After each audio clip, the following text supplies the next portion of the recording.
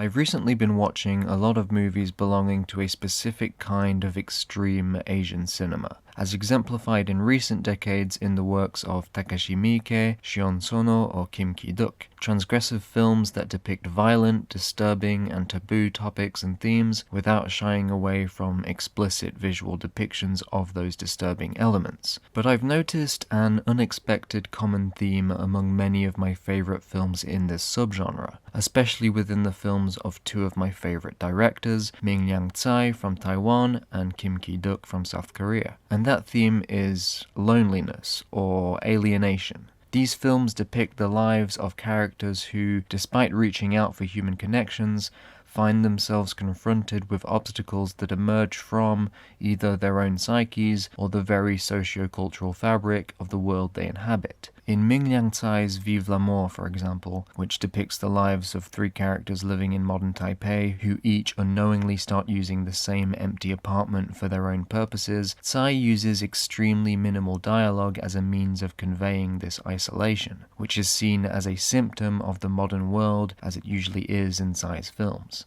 This is beautifully depicted in one of my favorite sequences, where the man and woman, who will begin a sexual relationship together in this apartment, meet for the first time, follow each other around for a bit, and then just sort of end up arriving at the apartment and sleeping together, all without exchanging a single word. It's an incredibly bizarre yet hypnotic sequence. You can feel the tension, there's no need for talk, just glances, fleeting moments of human connection and awareness of each other's presence.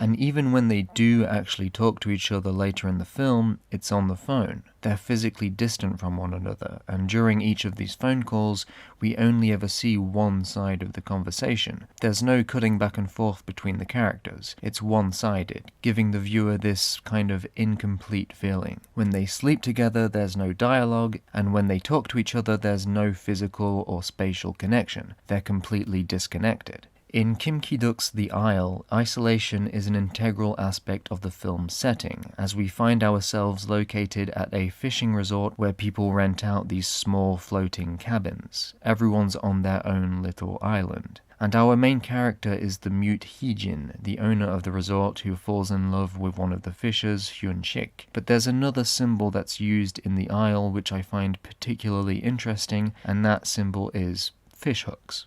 If you've seen this film or heard anything about it, the one thing that probably sticks out in your memory is one particular scene where fishhooks are used in a particularly unconventional manner. In fact, there are multiple scenes like this, but the one where Hee-jin pulls Hyun-shik out of the water using the line connected to all the fishing hooks he had previously swallowed in an attempt to kill himself is certainly the most gruesome. But this is where we get to what I really want to talk about here, and what I identify as the most interesting aspect of how these movies explore loneliness and manifest human connections, which is through indirect, metaphorical means. Here, the fishing hooks, as they are deployed throughout the narrative, serve a specific purpose. They represent what ties people together, and what can be, at times, extremely painful. This seems to connect with the idea of the hedgehog's dilemma, which certainly seems to apply to Hee-jin's character, who appears particularly suspicious and fearful of any kind of human contact. She is an especially isolated person. She first uses the fishhook to attack the people she dislikes, but the same method is used to connect with someone she loves. Human contact can be equally painful in negative and positive connections. So we see how this symbol of the fishhook is used in the film as an indirect metaphorical manifestation of this desire for human connection, a kind of crossed wires effect, where one idea is channeled through a seemingly unrelated or even contradictory element. I see this as relating to Freud's concepts of condensation and displacement. In Freudian dream analysis, it is posited that repressed anxieties and desires of the subconscious are revealed indirectly. In essence, the subconscious condenses these feelings and attaches them to dream objects. In Freud's view, this principle is one of psychological displacement. Our subconscious is basically censoring itself, attaching inner truths that may be too traumatic for us to handle directly to seemingly unrelated images and concepts. And so the purpose of dream analysis is to figure out what exactly is being condensed and displaced. What do these dream objects stand for? And most of the films I'm talking about here do follow a kind of dream logic, veering away from strict realism towards a kind of surreal depiction of the painful social and psychological realities of our modern world. For example, in The Hole, Tsai creates a world where a strange epidemic has decimated the Taiwanese population.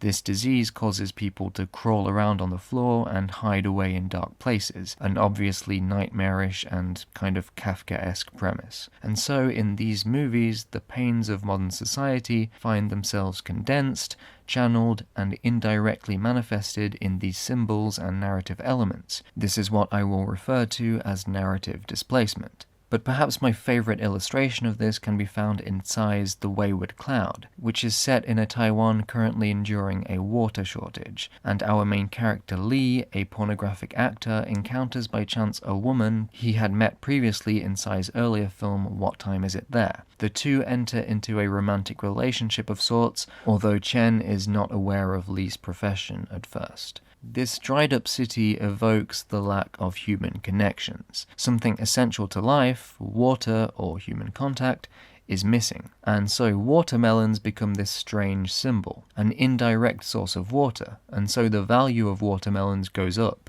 and in the opening scene of the movie, one is even used as a prop in a porn film, a strange fetishization of the fruit that comes as a response to this phenomena of displacement. Our main character is someone for whom love and sex have become completely dissociated, and when attempting physical intimacy with someone he genuinely wants to connect with, he just can't. It doesn't work. But it's water that successfully brought these two characters together in the first place, and watermelons are used to further that connection later on. Watermelons being, like I said, an indirect source of water, which in turn is being used as an indirect means of human connection because the intimacy of sex has been displaced.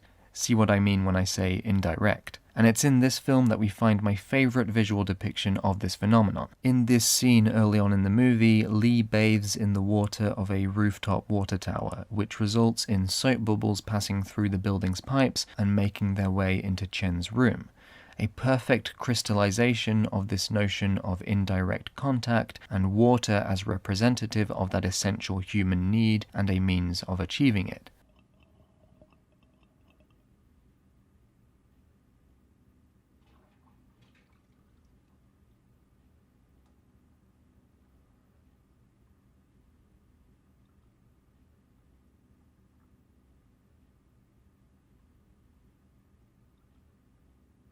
In What Time Is It There, this displacement takes a different shape. The two characters we just saw meet for the first time when Lee is selling watches in the street. Chen is about to travel to Paris, and so the first meeting is very brief, but it sticks with Lee. He immediately falls in love and spends the rest of the movie trying to change every clock in Taipei to the French time zone. He also starts watching a bunch of classic French movies, a seemingly desperate attempt to connect with this woman who he feels so close to emotionally, but who is yet so far away physically. Here, space and location as narrative dimensions become the arena of psychological projection and longing. Chen's story in Paris is one of complete and utter alienation as she finds herself unable to assimilate and integrate into Parisian culture. In fact, her first sighting of another Asian person in the subway elicits a profoundly melancholic response, and the only other person she actually interacts with successfully in the movie is another Asian woman she meets in a restaurant. And so, while Lee attempts to bring France to Taipei, Chen finds herself returning to Asia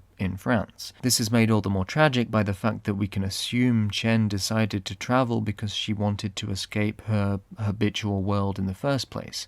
And so what she finds in Europe is that she feels at home nowhere. Everywhere she goes, she finds that feeling of alienation. And of course, this connecting of disparate spaces also occurs in the hole, as a literal hole is drilled through the floor separating our two main characters' apartments. And space is also the main focus of Kim Ki-duk's 3 Iron. In this film, Tae-suk is a seemingly homeless individual who spends his time breaking into the houses of people who are away on vacation. He takes care of their homes, washing clothes, fixing things, and taking selfies with memorable items or spaces. In one of these houses, he meets former model Sun-hwa, an abused wife who feels completely trapped and alienated within her own home. The two run away together until shit hits the fan and Tae-suk is arrested. Eventually, Sun-hwa returns home to her husband, but Tae-suk comes back as a kind of ghost, able to go completely undetected by Sun-hwa's husband, allowing for Tae-suk and Sun-hwa to be together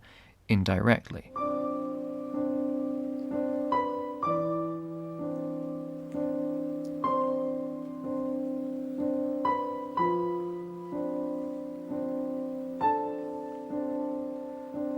People project their issues and identities onto the places they inhabit, and so the exterior physical spaces become reflections of interior mental spaces, and Tae-suk is a character who comes to know that interiority indirectly through these exteriors. The transgressive elements in these films appear as extreme manifestations of this displacement I'm talking about. For example, Ming Yang Tsai's films usually build to a shocking and oftentimes extremely transgressive climax that embodies this idea of narrative displacement. In What Time Is It There, all 3 main characters, which also includes Lee's mother, who, following the death of her husband, becomes convinced his spirit still remains in their apartment. All 3 characters' storylines conclude with an incomplete sexual encounter, one that is ultimately unsatisfactory as it does not fulfill the true desires of each character, but is perhaps a means of indirectly attaining some kind of momentary connection. Lee sleeps with a prostitute in order to purge himself of his sexual longing and frustration, Lee's mother masturbates to the memory of her deceased husband, and Chen initiates an intimate sexual encounter with the woman she befriends, a desperate attempt at reconnecting with the familiarity and home she longs for. But of course, she's eventually rejected. Something similar, but much more disturbing, occurs in The River, Tsai's second feature film. After 1.5 grueling hours of watching Lee and his parents trying to cure his mysterious neck pain, Lee and his father end up at a bathhouse, where both individually seek out a sexual partner, and, in the dark, they find each other. Let's just keep it at that. Both characters' sexual frustrations find themselves purged in each other, in one of the most fucked up and painful to watch climaxes I've ever seen. And then, of course, there's the climax of The Wayward Cloud, which I definitely cannot show on YouTube, and to be honest, I don't really want to spoil for you. Just go watch the movie. This means of transgressive displacement is rendered to an almost absurd degree in Kim Ki-duk's Mobius, where a deranged mother, after learning of her husband's infidelity, attempts to cut off his penis, and when she is unable to, decides to cut off her son's penis instead and eats it, after which she disappears. The father then does everything he can to help his son adjust to his new situation, even having his own penis surgically removed in hopes that he may be able to transplant it onto his son, and he introduces him to alternative, indirect means of sexual gratification that he researches online.